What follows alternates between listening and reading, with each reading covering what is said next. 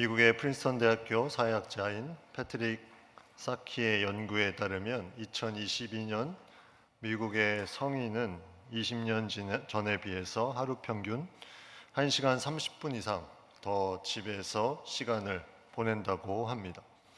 한국통계청의 2024년 자료에 의하면 한국 국민 10세 이상 하루 평균 여가 시간은 약 5시간 8분인데 이 중 미디어 이용 시간이 2시간 43분, 그리고 스포츠 및 레포츠 시간이 35분, 그리고 교제 및 여러 가지 모임에 참여 시간이 1시간. 그래서 여유 시간이 계속해서 늘어나면서 자신이 미디어 사용 시간과 스포츠 레포츠 즐기는 시간은 늘었지만 교제 및 참여하는 시간은 줄었다는 보고가 나라별로 동일하게 나타나고 있습니다. 이것은 많은 이유가 있지만 개인화된 어떤 현대 사회의 특성과 또 정보통신의 발달, 그리고 애완 반려견과 동행하며 나아가는, 그리고 이제 앞으로 펼쳐질 반려봇과 함께하는 그러한 삶으로 대면하는 그런 모임의 시간보다 개인의 시간을 여가 시간으로 많이 사용하는 그런 시대가 오고 있다는 것입니다. 이러한 사회 현상 중에 많이 나타나는 것이 혼자 밥을 먹고 혼자 캠핑 가고 혼자 쇼핑하고, 이런 혼자 하는 것들이 일상화되는 그런 부분들이 나타나고 있습니다. 지난주 뉴스에 나홀로 사는 세대가 1천만 세대를 돌파했다. 그러니까 5세대 중에는 2세대 정도가 1인 가구 세대라는 거죠. 그것이 일반적인 모습으로 지금 다가와서 식당도 혼자 밥 먹는 사람을 위해서 구조를 바꿀 정도로 그러한 시대가 지금 이 시대입니다. 함께 하는 것보다 혼자 활동하는 것이 점점 많아지고 있는 시대의 모습입니다. 그런데 성경에서는 여기에 대해서 반박이라면 반박이라 할 수 있는데 명확하게 말씀하는 부분이 오늘 본문에 나타납니다. 25절 말씀에 모이기를 패하는 어떤 사람들의 습관과 같이 하지 말고 오직 권하여 그날이 가까움을 볼수록 더욱 그리하자. 모이기를 패하는 습관과 같이 하지 말고, 혼자 보내는 시간이 많다고 모이기를 패하는 것은 아닙니다. 꼭 그런 것만은 아닌데 이것이 계속되면 이 가속화되는 것으로 인해서 이것이 일반적인 습관처럼 모이지 않는 것이 돼버릴 수 있다는 것을 경계하는 말씀으로 우리에게 다가옵니다. 여기서 모이기를 패한다 할 때 패한다는 말의 언어적인 뜻은 버리다, 포기하다 이런 것입니다. 모이기를 포기하는 것, 모이기를 내 삶에서 버려버리는 것, 이 모이기를 패하는 어떤 사람들의 습관과 같이 하지 말고, 그러니까 여기서 말하는 모임은 우리가 오늘은 소그룹 영적인 공동체에 대한 부분들을 좀 집중해서 생각을 해보려고 합니다. 모이기를 패하는 어떤 사람들의 습관과 같이 하지 말라. 습관이라는 것은 내가 무언가를 계속해서 행동했을 때 이것이 자연스럽게 우리의 삶에 익혀진 행동의 모습이라고 말할 수가 있습니다. 그런데 언어적인 뜻은 조금 또 다릅니다. 이 습관은 어떤 관례나 전례나 법에 의해서 정해진 그런 규정을 말하고 있습니다. 그러니까 습관에 따라서 습관과 같이 하지 말라는 것, 이것은 내가 어떤 규례나 관례나 법으로 정해진 것처럼 하지 말라는 것입니다. 성경에는 이 단어를 전례, 법, 규례로 번역한 많은 구절들이 나옵니다. 그러면 이 말씀은 결국 내가 모이지 않는 것이 나의 삶의 전례와 같이, 규례와 같이, 법과 같이 굳어져 버린 그 상태를 따라가지 말라는 것입니다. 그러니까 나는 모임에 나는 가지 않고 이런 소그룹 활동은 하지 않는다 하는 자신의 모임에 대한 그런 마음을 포기해버린 부분들을 다시 자신의 삶의 법으로 새겨서 이것을 실행하지 않는 그런 부분들이 바로 이 모이기를 패하는 어떤 사람들의 습관이라는 거죠. 이러한 모습으로 하지 말라. 이것은 하나님께서 이 시대에 뿐만이 아니라 계속해서 우리에게 들려주시는 말씀으로 성경에 기록되어 있는 것입니다. 모임의 이 부분에 어떠한 중요성이 있으며 과연 모여야 하는 이유는 무엇인가? 우리는 얘기할 수 있습니다. 여러 가지로 내가 하나님께서 주시는 믿음으로 살아갈 수 있기에 그 모임에 대한 부분은 그렇게 필요하지 않다. 제가 목회하기 전 청년회 때 기본적으로 3일 정도를 교회를 갔던 것 같습니다. 그때는 평일에 부서 모임, 그다음에 토요일엔 리더 모임, 그다음에 주일에는 실제 공동체 모임, 이렇게 계속 모임을 하는 것이 그냥 당연한 것인 줄 알았습니다. 그런데 지금 생각해 보면 그것이 당연한 것이 아니었습니다. 그 모임들 자체를 계속해서 자연스럽게 할 수 있었던 것이 지금은 깨달아 보면 그것이 은혜였습니다. 그리고 그것이 제가 이곳에 있는 중요한 요인 중에 하나가 되었음을 고백하게 됩니다.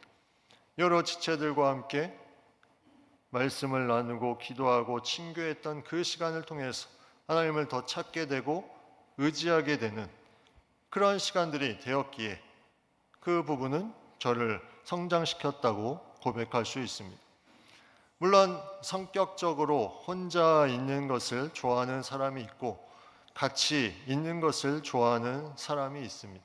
그런데 오늘 본문에 모이기를 패하는 어떤 사람들의 습관과 같이 하지 말라는 말씀은 성격적으로 혼자 있는 것이 편한데 이것을 고치라는 말이 아닙니다. 그냥 내가 가지고 있는 외로움을 달래기 위해서 그런 소그룹 모임을 하라는 말도 아닙니다. 내가 썰을 풀고 싶은데 풀 데가 없어서 이 공동체에 가면 풀 수 있으니까 이 모임을 하라는 것도 아닙니다. 이 모임은 영적인 면에서 그 중요성을 우리가 생각해 볼 수 있어야 됩니다. 그 내용이 오늘 25절 앞에 23절과 24절에 이렇게 말씀합니다. 또 약속하신 이는 미쁘시니 우리가 믿는 도리의 소망을 움직이지 말며 굳게 잡고 서로 돌아보아 사랑과 선행을 격려하며. 하나님은 미쁘시니, 하나님은 미쁘시다는 것은 지난주에 나누었던 신실하심과 같은 의미입니다. 하나님이 말씀하신 것을 이루시고 변함이 없으신 하나님의 품성에 대한 부분을 말씀하고 있습니다. 하나님은 변함이 없으신 분이시니 우리가 그 믿는 도리의 소망을 움직이지 말고 굳게 잡을 수 있는 그런 강력한 힘이 되는 거죠. 우리가 믿는 것이 움직인다면, 그것이 계속 바뀐다면 우리 안에 소망은 계속 희미해질 수 있는데, 그 하나님께서 바뀌지 않으시는, 변치 않으시는 미쁘신 분이시기에 우리가 그 소망을 굳게 잡고 나아갈 수 있다는 것입니다. 내가 믿는 하나님이 확실히 이루시는 분이기에 그 믿음으로 소망을 갖게 되는 것, 이것은 너무나 중요합니다. 그래서 이 믿음으로 인해서 가지게 되는 소망, 내가 이 믿음이 없으면 소망도 없고, 믿음이 없으면, 믿음이 희미해지면 소망도 흐릿해집니다. 모이기를 힘쓴다. 우리가 이 말씀에 생각해 보면 내가 가지고 있는 소망이 혼자 계속해서 굳건하게 되는 것, 물론 불가능하진 않습니다. 내가 병원에 있는데 너무나 힘들고 어려운 상황에 있는데 이 소망을 가지고 혼자 이겨낼 수 있습니다. 그런데 그 안에 공동체가 계속해서 함께 해준다면 이 못 믿는 도리의 소망을 더 굳건하게 하면서 나아갈 수 있는 희한 부분이 되지 않겠습니까? 그래서 우리는 이 소망이 계속해서 굳건하게 되기 위해서 우리가 함께 하는 것이 너무나 중요합니다.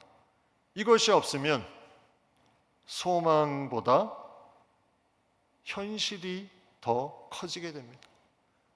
믿는 도리의 소망이 계속 성장하지 않으면 내가 처한 현실이 너무나 커져 보입니다. 그래서 이것을 믿음으로 이 소망을 잃지 않기 위해서 우리는 함께 모이며 나아가는 것이 중요하다는 거죠. 누군가와 함께하면 이 소망을 더 굳게 잡을 수가 있는 것입니다. 전도서 4장 12절 말씀에 한 사람이면 패하겠거니와 두 사람이면 능히 당하나니 삼겹줄은 쉽게 끊어지지 아니하느니라. 함께 연합하며 나아갈 때 믿음도 그 가운데 이루어지는 소망도 계속해서 견고하고 단단하게 묶여질 수 있음을 우리가 생각해 보게 됩니다. 우리가 모여서 함께 해야 되는 또 하나의 이유가 24절에 이렇게 말씀하고 있습니다.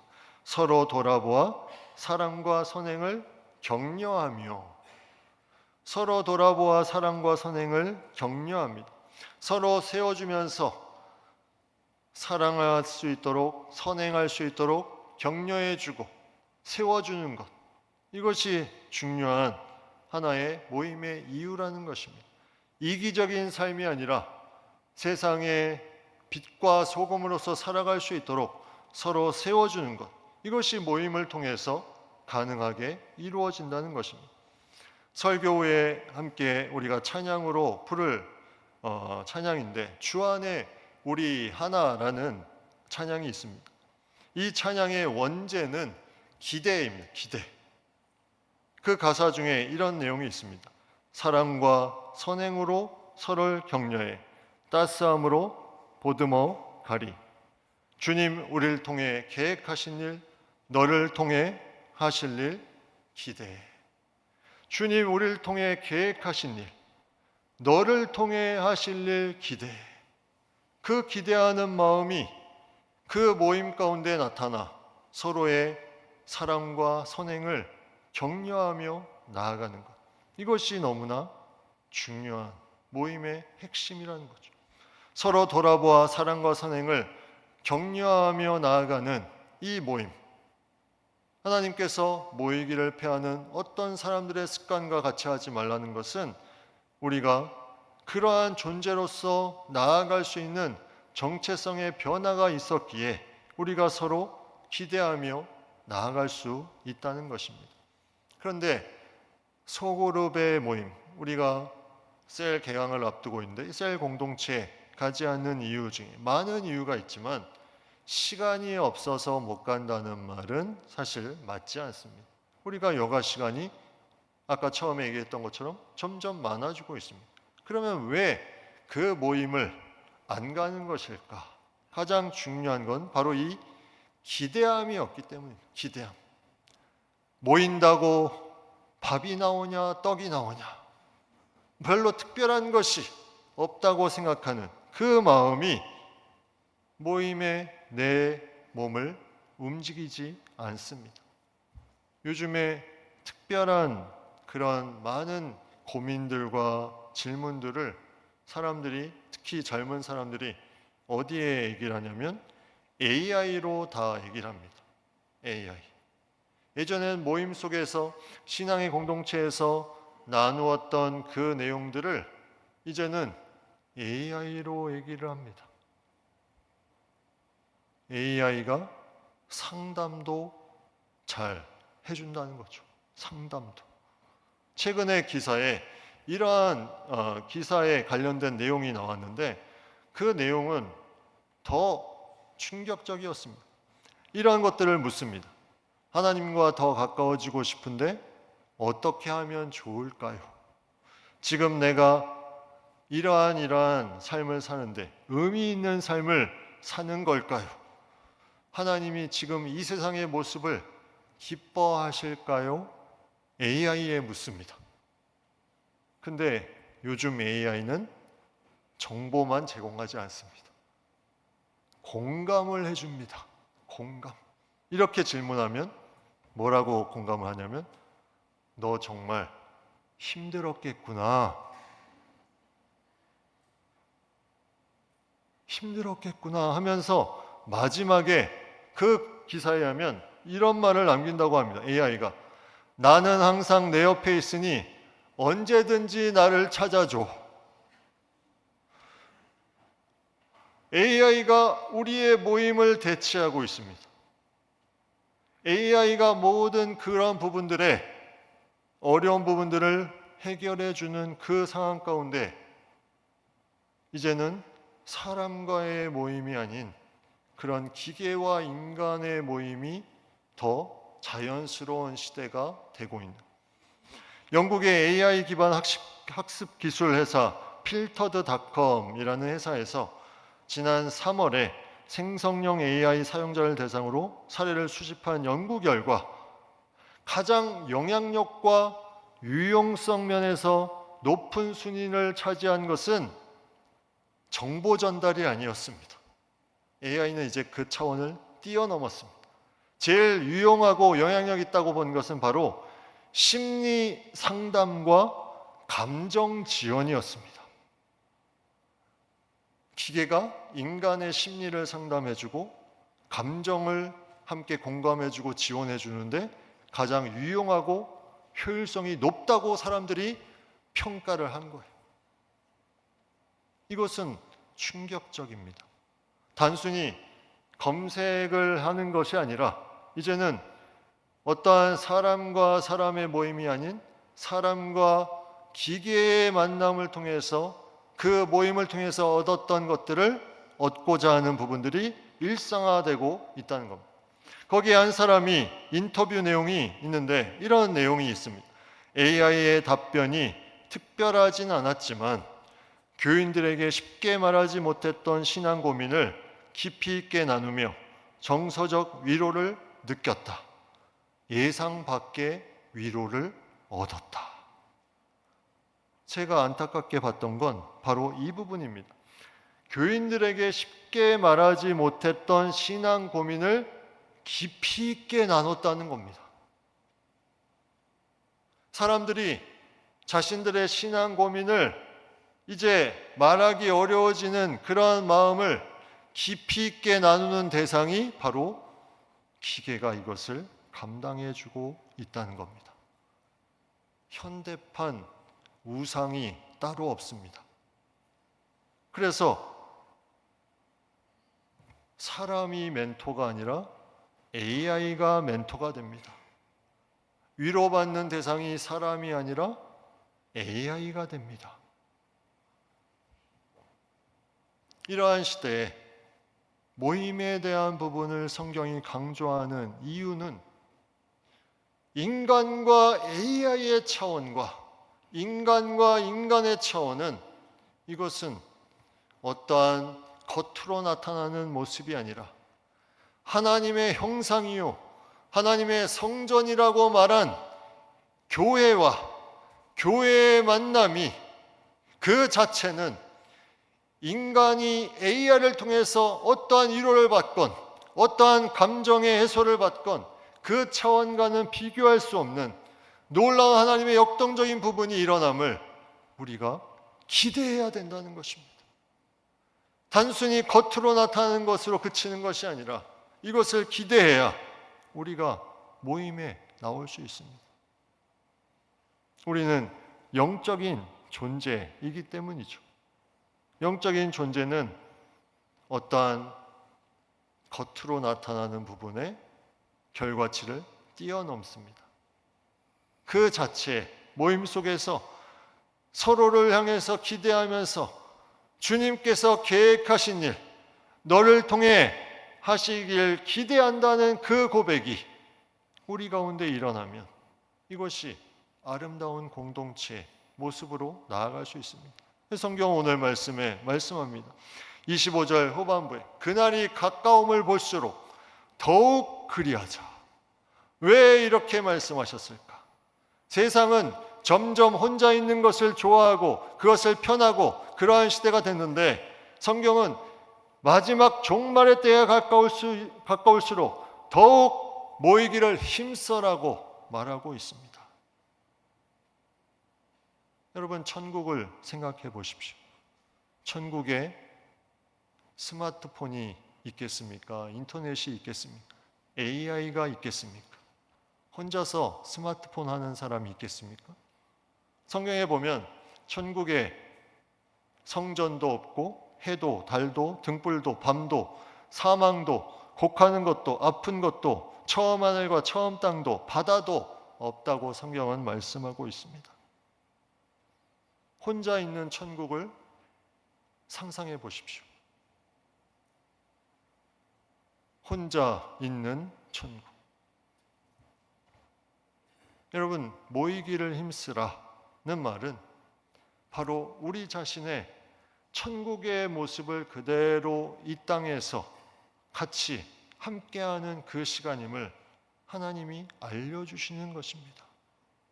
서로를 향해서 기대하며 여기에서 우리가 함께 나아가는 그 시간이 바로 마지막에 완성되어서 함께 하나님의 놀라운 빛 가운데 서로 대면하여 찬양하며 모임을 갖는 그 모습이 바로 우리의 모임 속에 나타남을 우리에게 말씀해 주고 있는 것이죠.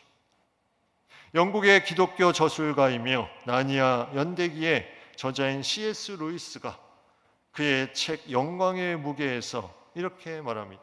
영광의 무게는 얇은 책입니다. 그 책에서 이러한 말을 하는데 국가, 문화, 예술, 문명과 같은 것들은 언젠가 사라질 것이며 그것들의 수명은 우리 개개인에 비하면 모기의 수명과 다를 바 없다.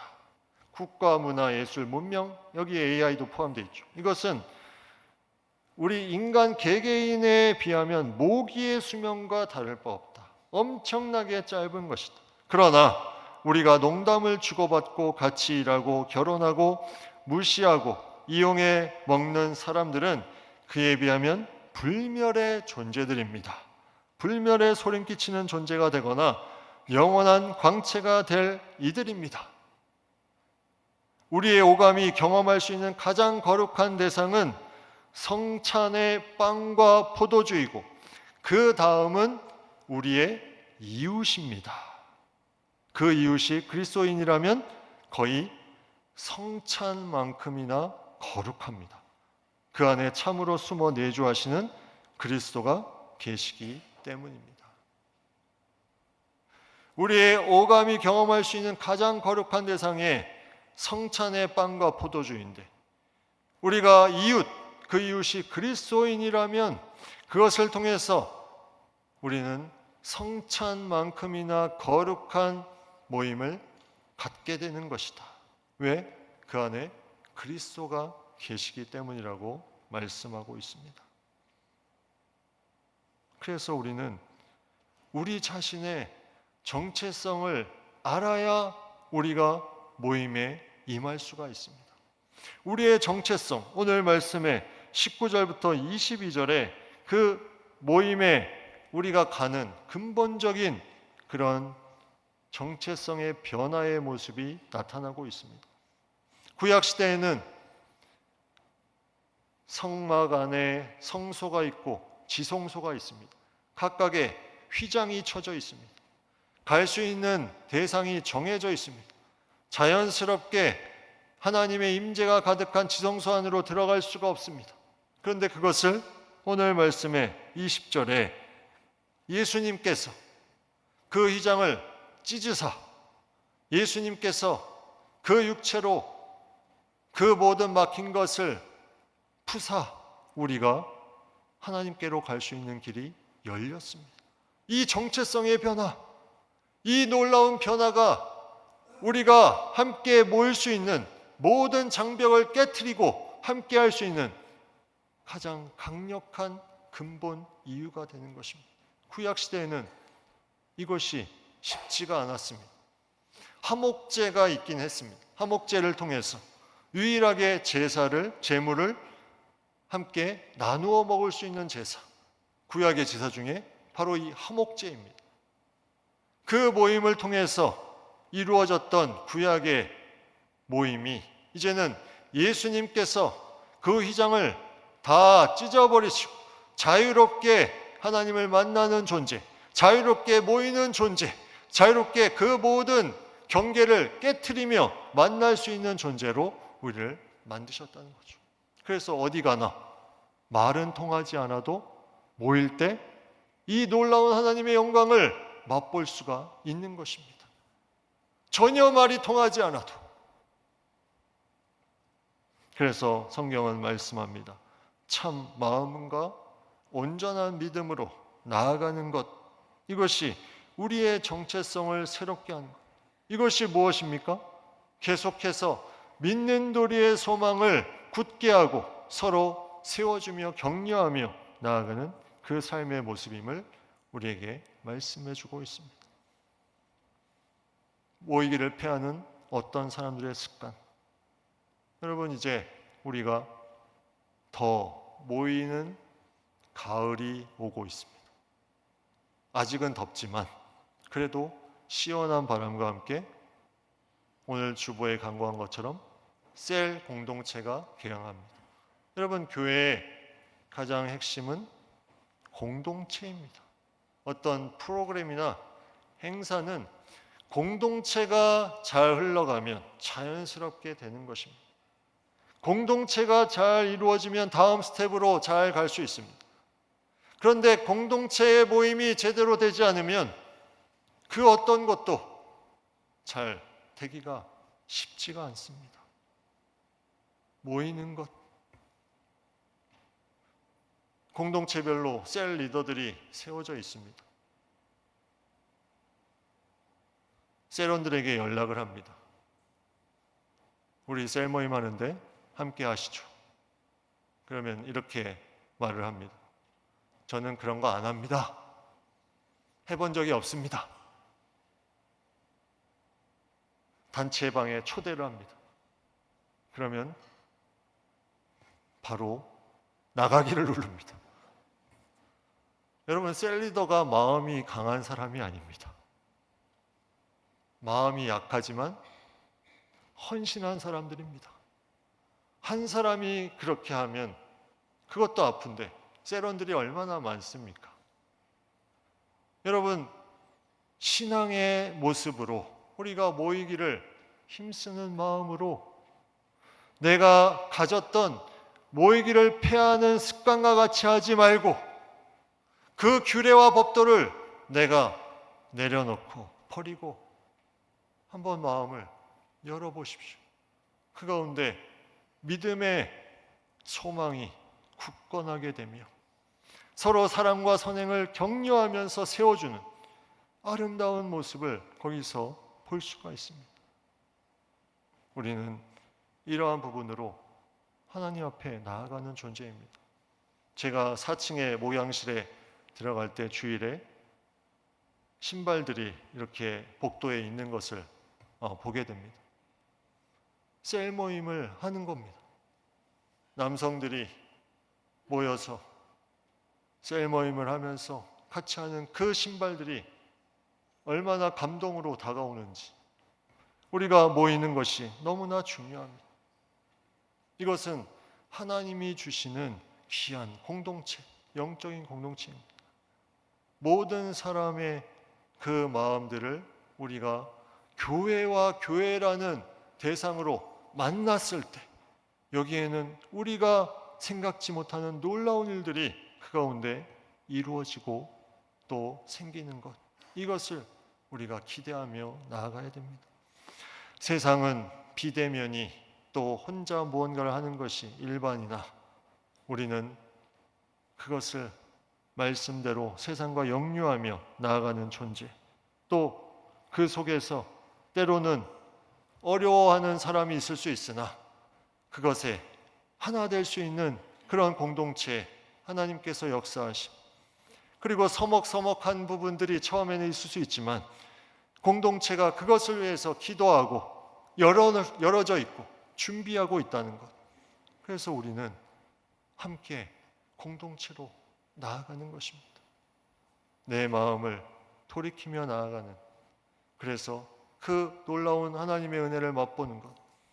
초대교회의 모습, 우리가 그러한 모습을 통해서 우리가 하나님의 놀라운 일들을 꿈꾸고 계획한다면 우리는 모이는 데 힘써야 됩니다.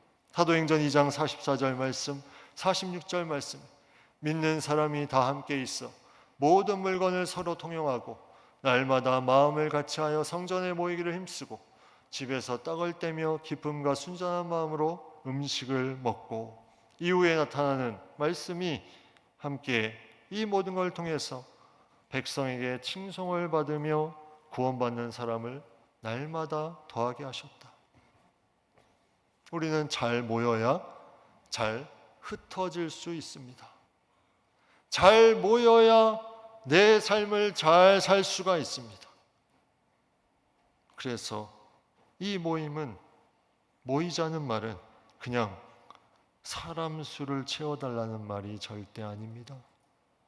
여러분 믿음의 근간을, 그 소망을 견고하게 하며 서로 세워나가는 아름다운 공동체로 나아가자는 것, 이것이 핵심입니다.